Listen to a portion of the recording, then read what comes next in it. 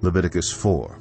The Lord said to Moses, "Say to the Israelites, when anyone sins unintentionally and does what is forbidden in any of the Lord's commands, if the anointed priest sins, bringing guilt on the people, he must bring to the Lord a young bull without defect as a sin offering for the sin he has committed. He is to present the bull at the entrance to the tent of meeting before the Lord.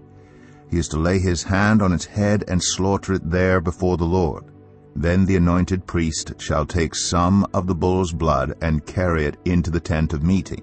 He is to dip his finger into the blood and sprinkle some of it 7 times before the Lord in front of the curtain of the sanctuary. The priest shall then put some of the blood on the horns of the altar of fragrant incense that is before the Lord in the tent of meeting. The rest of the bull's blood he shall pour out at the base of the altar of burnt offering at the entrance to the tent of meeting. He shall remove all the fat from the bull of the sin offering, all the fat that is connected to the internal organs, both kidneys with the fat on them near the loins, and the long lobe of the liver, which he will remove with the kidneys, just as the fat is removed from the ox sacrificed as a fellowship offering. Then the priest shall burn them on the altar of burnt offering. But the hide of the bull and all its flesh, as well as the head and legs, the internal organs and the intestines, that is, all the rest of the bull, he must take outside the camp to a place ceremonially clean, where the ashes are thrown, and burn it there in a wood fire on the ash heap. If the whole Israelite community sins unintentionally and does what is forbidden in any of the Lord's commands, even though the community is unaware of the matter, when they realize their guilt, and the sin they committed becomes known, the assembly must bring a young bull as a sin offering and present it before the tent of meeting. The elders of the community are to lay their hands on the bull's head before the Lord, and the bull shall be slaughtered before the Lord. Then the anointed priest is to take some of the bull's blood into the tent of meeting. He shall dip his finger into the blood and sprinkle it before the Lord 7 times in front of the curtain. He is to put some of the blood on the horns of the altar that is before the Lord in the tent of meeting. The rest of the blood he shall pour out at the base of the altar of burnt offering at the entrance to the tent of meeting.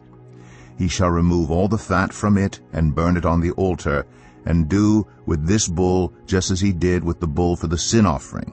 In this way the priest will make atonement for the community, and they will be forgiven. Then he shall take the bull outside the camp and burn it as he burned the first bull. This is the sin offering for the community.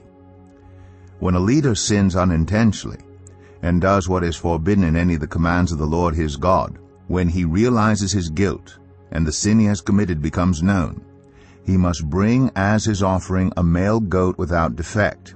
He is to lay his hand on the goat's head and slaughter it at the place where the burnt offering is slaughtered before the Lord. It is a sin offering. Then the priest shall take some of the blood of the sin offering with his finger and put it on the horns of the altar of burnt offering, and pour out the rest of the blood at the base of the altar. He shall burn all the fat on the altar as he burned the fat of the fellowship offering. In this way the priest will make atonement for the leader's sin, and he will be forgiven.